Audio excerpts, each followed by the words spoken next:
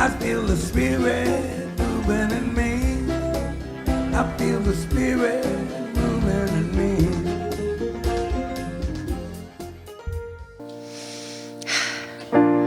You will do amazing things with the choice each new day brings, and with every step you take, bless the progress that you make. The reason you live is there in every gift you give. Love your life, love your dreams. You will do amazing things. Amazing,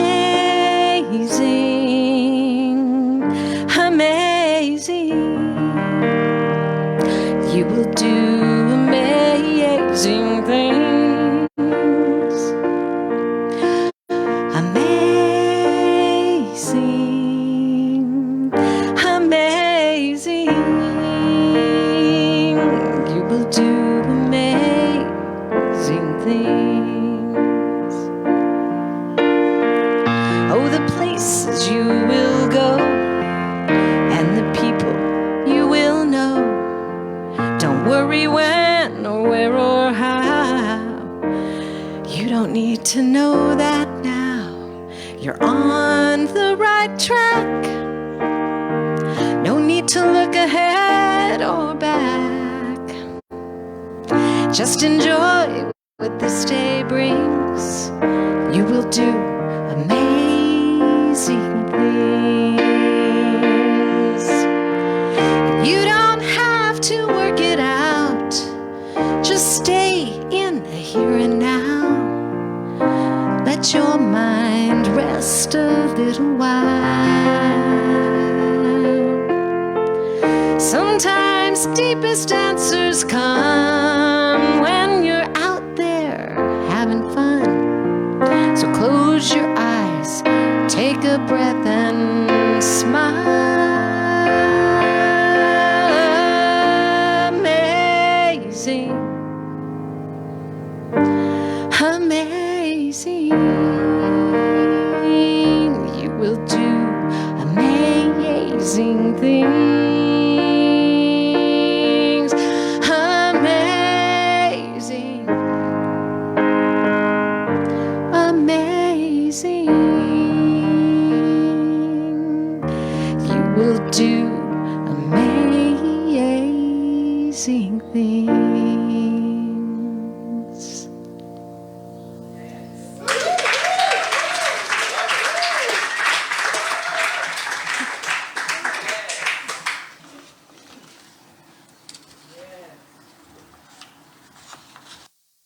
Put the prow of the ship back here so we're all set. And now it's time for our guest speaker, our full speaker, our main message. And today we are honored with Kailani Jackson. Take it away, Kailani. There's the clicker. Thank you, thank you. There's your... Thank you so much. Okay, I'm gonna start my timer. You guys know why. It is so amazing. Thank you so much, Robin, for that song. I feel like that's my theme song now in this portion of my life. Yes, and for all of you, you are doing amazing things. Thank you for being present here today. Thank you for the love that you always show to me. I am always so honored and humbled by the opportunity to speak here, and blessing Reverend Blaine as he is on his vacation. And so today, so are you going to click for me, Adam, if I point to you? Do we have, oh, there's the clicker. Yeah, sometimes Kealoha normally does my clicking. If you want Kealoha to click for me, she can click for me. All right, I will do it. I will do it. So today, our affirmation, if you would say it with me, this is something that is so vital for us to understand who we are.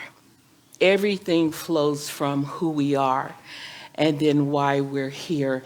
And in this affirmation, it says it all. So if you would say it with me.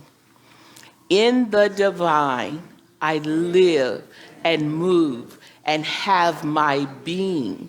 Therefore, all that is possible for me. Let's say that one more time, and I want you to feel it way down in your inner places. Way down it, because we're going to journey inside. We a lot of times live on the outside, but today we're going to go deeper on the inside.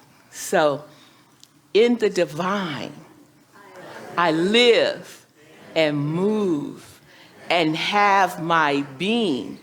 Therefore, all that is possible for me. All right. So this beautiful book I have here somewhere, up here, someone put it for me. Yes. How many of you know Jean Houston? Excellent. This is such an amazing book. I'm a fan of hers. I read a lot of her different works.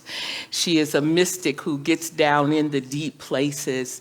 And so A Passion for the Possible is a book that I've been reading over the last couple of weeks. And it's important for me because I am at a new place in my life. How many of you feel you're in a new place in your life? Not because the year turned over, but just there's something on the inside of you saying, more. There's more. I'm still breathing. And that's going to be the message today. If you're still breathing, how many of you are breathing? Then there's still a lot more possible. All right? All right. You're going to journey with me down this road. So Jean Houston, in this amazing book, she takes a journey inside, and she looks at 4 different levels of our inner being, this universe that we are. And so we're going to journey through this with her. But it's quite amazing also that in this book, she tells some amazing stories about her life. She's very open and honest about some of the things that a lot of us wouldn't want to go through or know. And so that we'll journey through too. But just an amazing author, and in this, you'll see exactly what she has brought forward. And the message was to help us get in touch with who we are in this book, this amazing creative being that is in the divine, so that we could truly live out our purpose, all right? So for me, there are 2 main questions in life that I think are most important. One is, who am I, right? We often think that we are this. How many of you have looked in the mirror and thought you were this? Right? We look inside and we say, I'm a black woman, a little overweight, got some hips, all of these other things that I think define me. How many of you have done that? I'm a female, I'm a this, I'm a that, I'm older, I'm almost 65 now. I'm this, it's time to retire, go sit down. Most of you know that's not my story now. But that's what a lot of times we see this, we're used to this. This is who we think we are. But this physical body that we wear, one day is going to lay down, isn't it?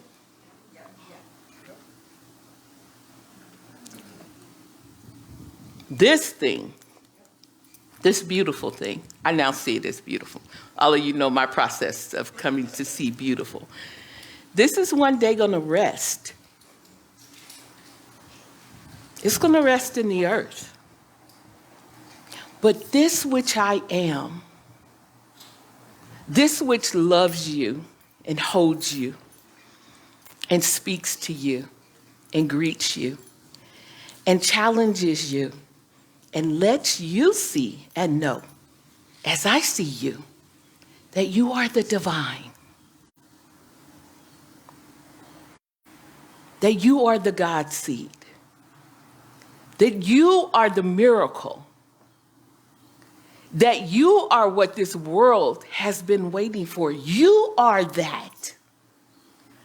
And you get to do it through this, in this, like a hand inside of a glove, right? You put that hand inside of a glove, you get to do all kind of things with the glove. This is just your glove, this physical. The real you, that God creation, that's who you are. And in that lies all potential and possibility. If we say, or I asked you, who is God, the divine, source, higher power, what would you say? Give me some attributes. All that is. All that is. What else? The infinite source. Infinite source. Divine presence. Divine presence. Love. Love. I am. I am. Well, guess what? You are infinite source. You are love. You are the rest of those things. That's what you are. Can you say that about yourself? Ooh. That's where we get challenged. We think God's out there, God's in here, and this is that, and that is that, but that's not who I am. Yes, you are. Everything that the divine is, you are. Not one thing lacking. And if we could get that, our whole lives would change. If we could understand we are God in this earth for a set amount of time to do a set amount of things, then we would get about that in a different way, wouldn't we? We would practice the being, and the doing would just flow, wouldn't it? Yeah. So that's the thing that we have to ask ourselves, that I'm telling you this week, challenge yourself. You don't have to stand in the mirror because you'll see this. But sit down, close your eyes, and ask yourself, who am I? And then you flip that last part, leave off the who, and say, I am. I am. And then whatever you say about yourself, guess what? It is so. It is what? So if you say, I'm lacking, I can't really do it. I have this dream, this vision, I am capable.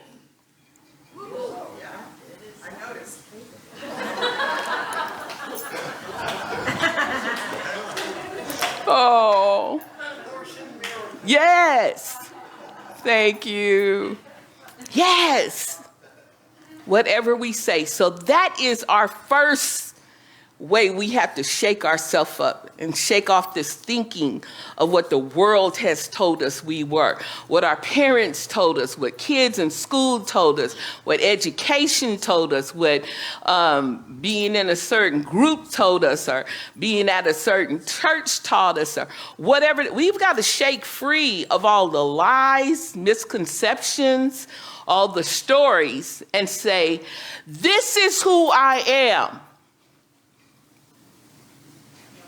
To really get to the heart of our lives. All right. Thank you, Adam. So in Acts 17:28, it says, for in him we live and move and have our being. So this was Jesus, the Christ, talking, and people were talking a lot of doubt and things can't work out and all of this, but it comes back to these final words that is written in the book of Acts. It is in him. So when we say in him, we're not talking about a him in a gender sense. We're talking about a him that's the fullness of the universe sense, not a gender, but a being. That as we recognize that we live where? In this being. That we do what? Live in this being. And that because we live in the being, we do what? We move. Think about that. Live is a stationary, even though we can do it in different ways, it's a being. We've got to do the being part first. And then once we do the being part, the static living part, then we can do what? Move. Right? And then as we recognize that, this is where we have our being. And that's where we gather our strength. That's where we gather source. That's where we gather intuition. That's where we listen to the coding that's already in us, right? When we're in that place, when we're in that space. So recognize that as you're asking yourself who I am, remember, I'm in it. I'm living it. I'm moving in it. I'm having my being in it. All right? Important. The next question we ask ourselves is, why am I here? How many of you have ever just sat down and said to yourself, why am I here? I used to do it as a little girl, and people asked me many times, what was I like as a child? And I said I was very unique. People used to say I was an old soul because I didn't play with dolls and do all of that. My favorite thing to do was go outside and sit and look up at the sky and talk to whatever being was out there. I didn't, my parents didn't take me to a church, so I didn't know anything about, a traditional God in a sense. But there was something out there so vast that just held my attention. And I would sit outside, the kids would be playing, throwing mud, riding bikes and doing all of that, undressing dolls. I didn't undress my first doll till I was almost 35. My husband bought me a doll just so I could undress it. But I didn't do all of those things. I was sitting out pondering the deep questions. I don't know how I knew to do that as a child. I just did, and that was fun. That was fun. But often, as I grew as an adult, I knew as a child that I knew how to pay good attention, that I could see things that other people couldn't just see, that I could feel things in a deeper way. And I often thought, I'm going to write, I'm going to talk, I'm going to do all of these things. And then as I got older, the world was like, your words don't matter. You don't have nothing to say. Go sit down with your fat self. You black. You know black people can't. And guess what I did? I lost all vision of what was born inside of me as a little girl. So we ask ourselves, why are we here? And I know as I got older and had life experiences and challenges, there were some times I didn't want to be present on this earth. How many of you know you can go through some painful things and you just don't want to breathe, not one more day. It's like, okay, let this be over. And as I got older and my love of my life for 30 years passed away, I said, you know what? It's time to check out. I understand why a lot of people who have been married for long times, when one partner passed, the other is not far behind. Because when he was gone, I'm like, why I'm gonna stay here? Heartbroken, grieving. And the only reason I had to stay was because this amazing man, most of y'all know, made me make him promises. I'm like, And then I getting older and my body is hurting and I'm like, ooh, why am I here? It's time to go sit down. It's time to take myself and sit down. But most of you know I kept my promise to him. And what I really recognized is that he was making me keep my promise to myself. He was holding me accountable to what that little girl said many years ago. I'm supposed to teach. I'm supposed to take these things, my words, and let people see things from a different way. Let them feel who they are. Let them know how important and valuable they are.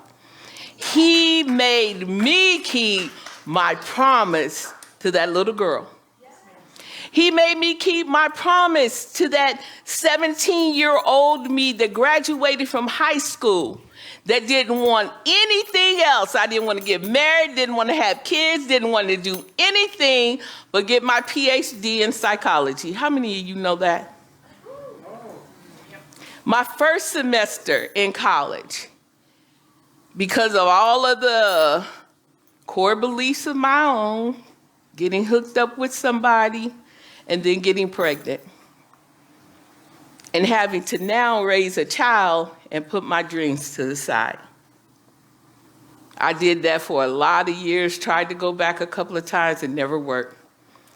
My husband, 10 days before he died, said, "Why don't you go all the way to your PhD?" I said, "I'm 60 years old. I hate math, science. I haven't even graduated. I don't even have an AA. And you think I'm getting ready to go to college all the way to the PhD?" I told him, "You're crazy." But guess what I'm doing? Got my AA a year and a half ago, graduating with 2 BAs this May in a couple of months. Not one, I got 2. And guess what else? I tell it not as a point of ego bragging, but just to show you what can happen. Guess who has been on the honor roll every year? Every semester. Guess who's on there now? So not only can you do it, you can do it excellently.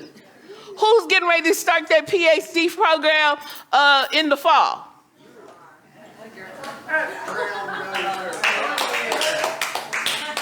So when I tell you there is a passion for the possible, I'm not telling you something I don't know. I know this firsthand. I'm getting ahead of myself. Thank you, Adam. So it's the passion, it's the mission, it's what you were given. It was what you're given. The passion and the mission go together. Guess what? The passion fuels the mission. And what is passion? Passion is this deep internal thing. It doesn't come from the outside. Like happiness can come from our outside. For some of you, it's the ocean. It's that for me. It's also a mud pie for me. That's happiness.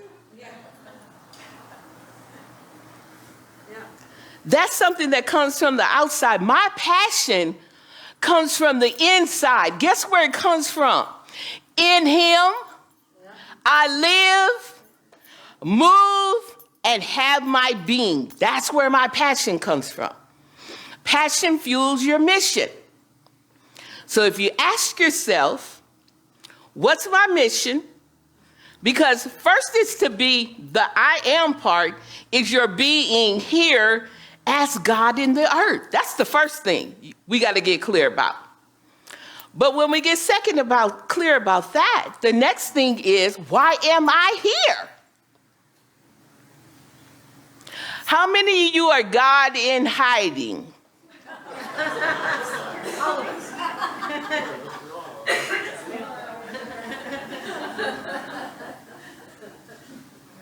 I'm going to get some fire and set it to you so you get your passion on the inside. I lived many years like God in hiding. I don't want to do that no more. You know why? Because there's someone that needs what you have. The world needs what you have. So you can live as God in hiding if you want to, and then look around the world and see all the horrible things that are happening.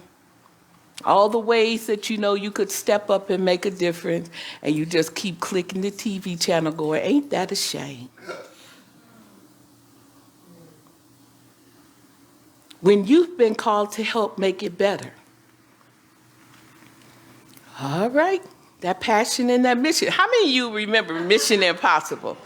I used to love Mission Impossible. Oh my God. And this is what most of us think. Our mission is what?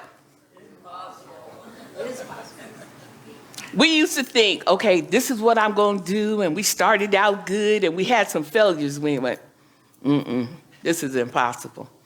I can't do it. How many of you remember what he used to say to Jim? Remember, he would always start it out, Jim.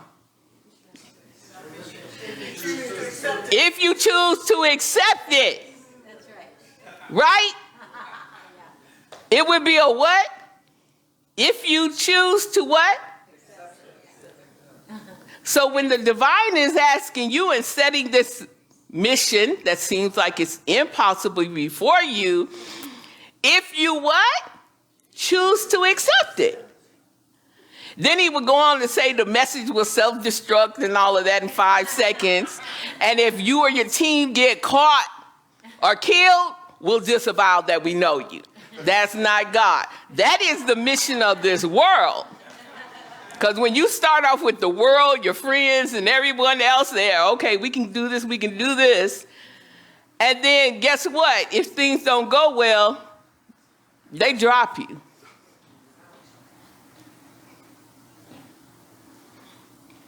But not God. In the scripture, Matthew 19:26, it says, with men it is impossible. What? But not with God. For with God, some things are possible. A few things are possible. Possible if you only a male. Possible if you only in your 20s. All things. Think about that. And that with men means it's nothing wrong with building and planning with people. But if that is the only thing that we're basing something on, I don't care if you are like, who's the guy that owns Amazon? Jeff Bezos. Or the Tesla guy, Elon Musk. You can have billions of dollars.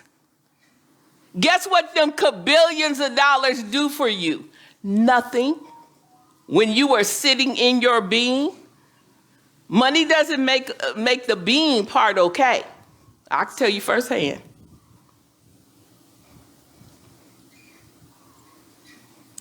So if you're just building to build, to take care of these external things, guess what? When you leave this here, where are those things going to be? Somebody else going to be enjoying them. Somebody will be wearing them nice $15,000 slippers you wore. Somebody will be living in that new house, driving that new car. So I'm not saying money is bad, it's needful. But if that's our focal point, we're going to be in trouble. Yeah. But with God, all things are possible. Thank you. The 4 levels I'm going to go through really quickly. My time is wrapping up. So in the book, Jean talks about these 4 levels where we have to challenge ourselves. First, she says on the physical level that we have to challenge how we see our potential and our possibilities. Because the world will tell us all of these different things. Our senses will tell us all of these things of what is possible, what's not possible. And she said we have to learn to work past those things, that those are not the most important things to us. Got it? Not what the world tells us. The things that we can see in the physical world cannot dictate our passion, cannot dictate our mission. We look past that. Secondly, we go to the psychological. Those are the things that are inside of our head, inside of our psyche, inside of our being. For me, you're not lovable enough, or you're not worthy enough, or you'll be abandoned. All of those psychological things that keep us from living out our passion, we have to let those go. And then she talks about the symbolic, and those are the stories that we have learned to tell ourselves. I won't be able to do this because. She said we have to learn to put those things aside, those stories. Because when we go through those deep and hard times, when we go through the physical and it lets us down, when we go through the psychological and we recognize that those stories in our head are keeping us from certain things, when we move to the stories that we have told ourselves since we were young, our family, our this, our that, she said we got to put those aside. And then we come to the place of spirituality. And in that place, we can take the things that are intuition, our gut, the divine, our dreams, us dreaming in God. How many of you know you can dream in God? And God, the divine, dreams with you. She said we must move through those things to get to beyond the physical, beyond the psychological, beyond the mystical stories, to this place. And this is where I stand today. I had to move through those places to get to this place to say, I can live, move, have my being, be passionate about the reason I'm here, and bring it to fruition. This is what Oprah Winfrey says. That's what life is. Say that with me. That's what life is. An open door to some things. An open door to all that is possible. And that's a powerful thing. So the question is, what are you passionate about? What is your mission? And do you have what you need to fulfill it? And the answer is what? Yes. Yes. So today you can follow your passion, whatever that is, whatever it is. Know if you are breathing, you still have a mission. How many of you are breathing? So you still have a mission. Let's read the affirmation one more time. In the divine, I live and move and have my being. Therefore, all that is possible for me. Thank you. I did 30 minutes. Woo-hoo! Woo-hoo! Oh, thank you so much. Thank you. I love you all.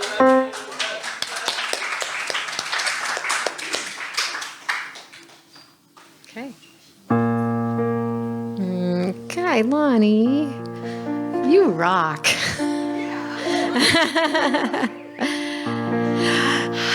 So this is the time in our service, where we prepare for meditation. And we're going to sing Ricky Byers' song, Pour Yourself in Me. Pour yourself in me. Pour yourself into my heart. Oh, wonderful Spirit, sing your song. Sing your song in me. Yeah. Sing your song into my heart. Oh, wonderful Spirit, pour your love in me. Pour your love into my heart. Ooh, wonderful Spirit, pour your grace in me. Pour your grace into my heart. Ooh, wonderful Spirit, joy. Pour your joy in me. Pour your joy into my heart. Oh, wonderful Spirit, pour yourself in me. Pour yourself into my heart. Ooh, wonderful Spirit.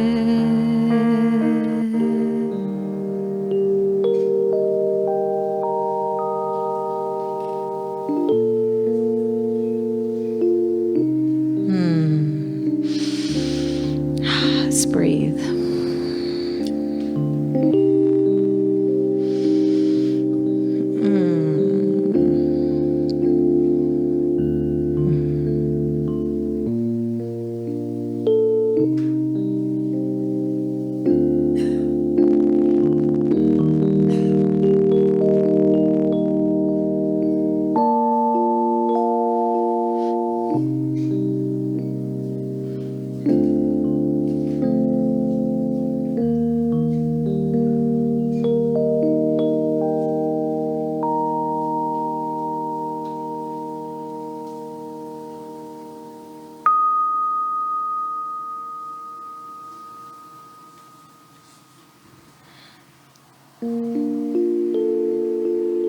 Okay.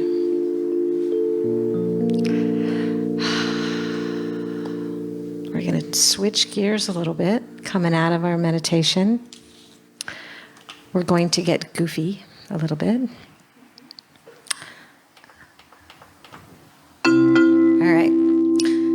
Yeah, my husband also passed away. Made me make a promise. It wasn't quite like Kailani's. He just made me promise to not be a boring widow.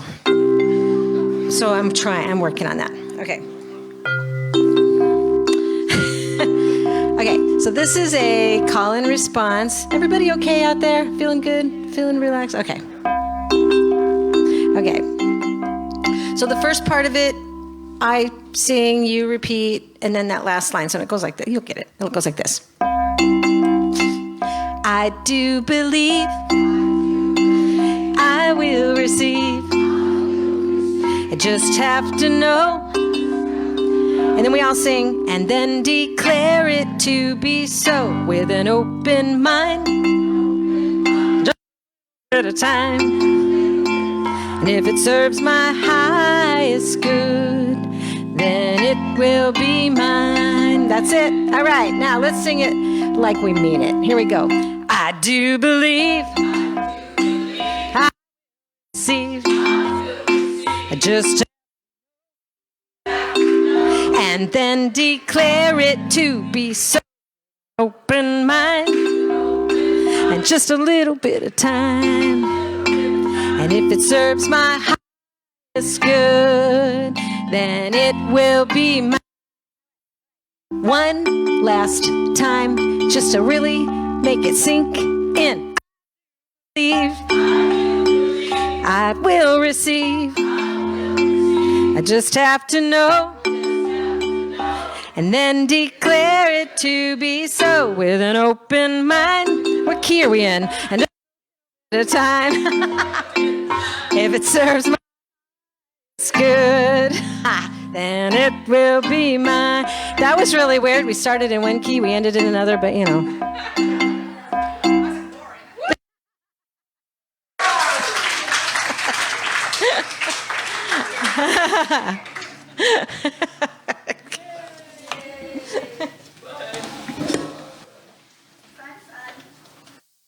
Thank you, Robin. You always make it so much fun. One more hand for Robin Fisher.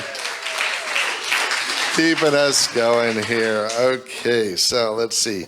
Back to book number 1 here. Let's see. And it's time for the offering, so you can just take whatever you feel inclined to give forth to this church, this ministry that helps bring us all this fun every week. And you can expand your consciousness of having all your needs met by becoming a giver. So this is where we prime the spiritual pump and practice the law of circulation. And when you give, you are enforcing your consciousness by affirming that you have something to give.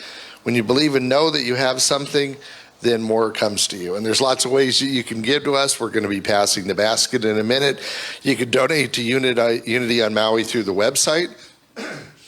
UnityOnMaui.org, got a handy little PayPal link there, no trouble, just click the donate button.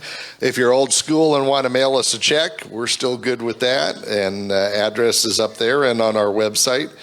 And we give thanks for that, because we know that your gifts are transforming our ministry, our staff, our equipment, our new technologies, our music, all the great things we have going here, and all manner of ways Spirit is expressing as we grow to be of greater service to humanity at this time in history. As we give, we catch the feeling that our desires are met, and we know that it is so. So we're going to say a little prayer together just to affirm what we're doing here. And so together we say, through a grateful and giving heart, my mind and life overflow with the abundance of God's all-providing, infinite supply.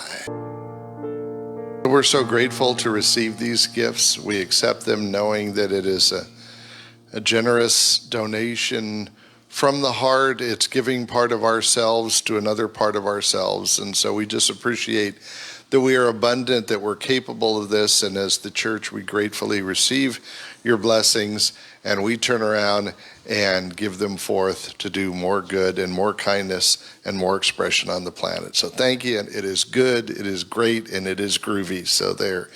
Okay, and now we got some announcements, all kinds of announcements to keep you going with what's going on here. For one thing, we have the Compassion Team.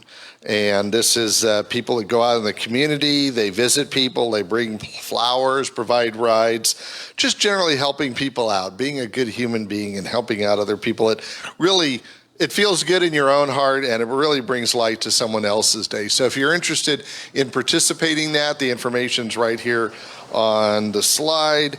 And you can talk to Joy, or you can talk to, oh my God, look at that. It's Kailani, our wonderful speaker. She's into this too. And thank you for that message, Kailani. That was awesome. What a talk. What a blessing. One more time. Yes. And it's interesting. She talks about going by the mirror and, judging who's in the mirror. And see, I have a different experience. I go by the mirror and I go, Jesus, who the hell is that? Who's that guy in my mirror? Oh my God. So, it's different for all of us. Okay, so let's see. We got some other great things going on. We got a sound bath coming up with Carrie Sawyer. And no, we don't. That was yesterday. So if you're a time traveler, you might want to go back and enjoy yesterday's sound bath. Okay. But yeah, it was great.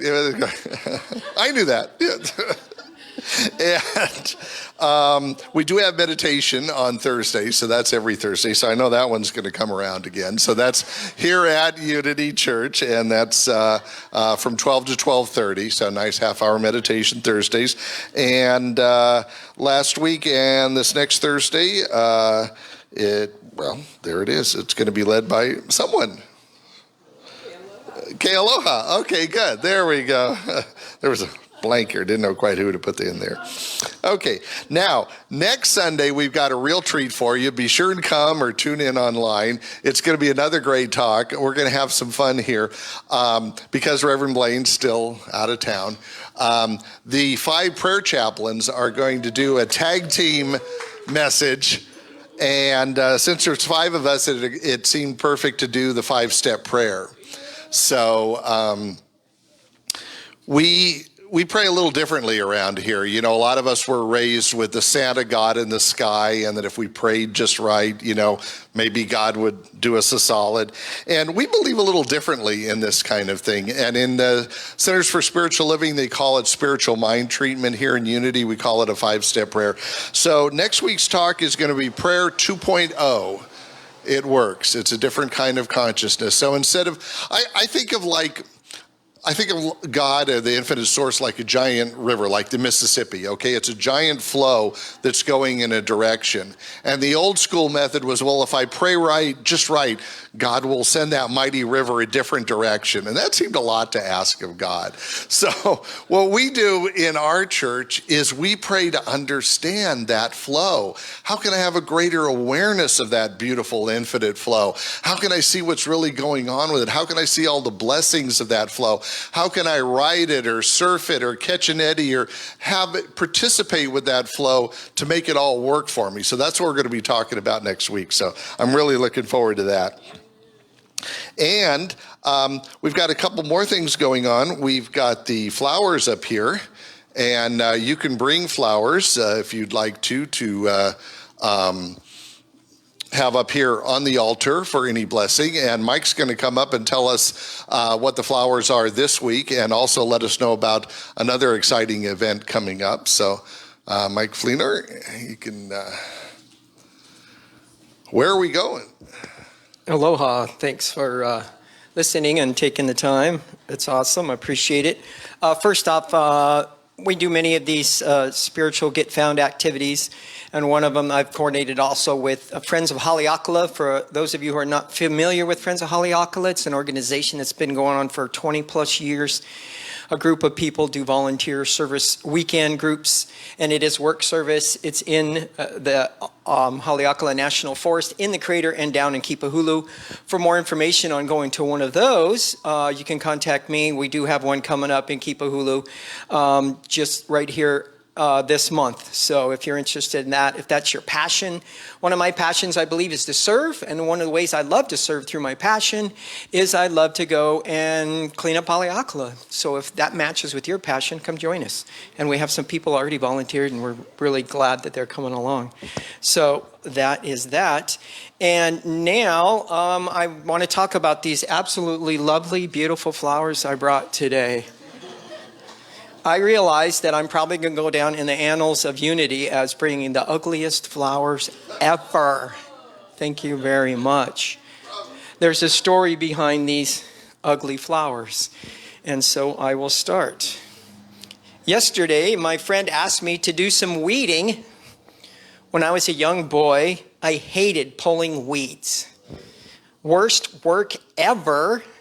Now, a big part of my duties as a gardener. I enjoy the task. I apologize to the weeds. Sorry, but if you weren't so aggressive, if you didn't choke out all the other plants, take all the nutrients and sunlight and water, and if you would just get along with others and learn the basic truth that we're all one together living on this planet. It takes one to know one. I come from a family of weeds. The Fleenor family flower is a weed. A big, ugly thistle weed.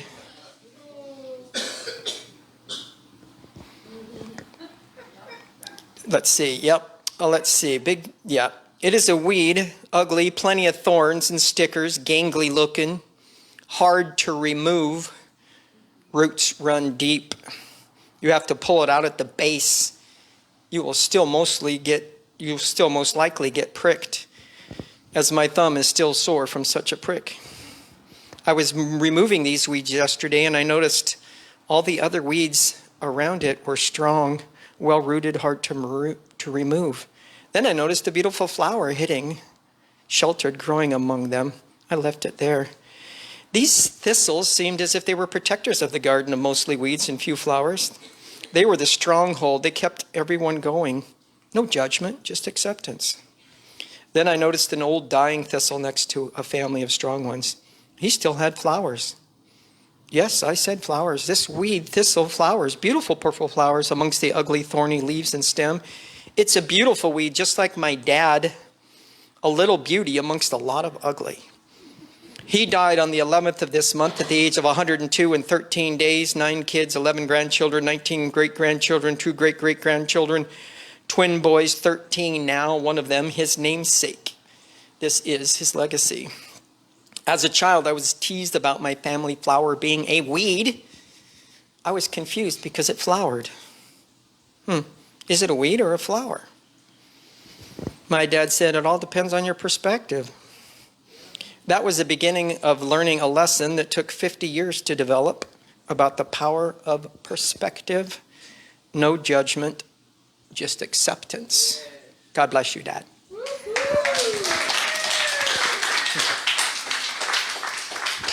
Thank you, Mike. Okay, so we got a prayer for protection and a song to sing ourselves out of here. So go ahead and stand up and reach into that, what you were telling us was inside of ourselves, God and us running the whole show, capable of everything. So the light of God surrounds us. The love of God enfolds us. The power of God protects us. And the presence of God watches over us. Wherever we are, God is.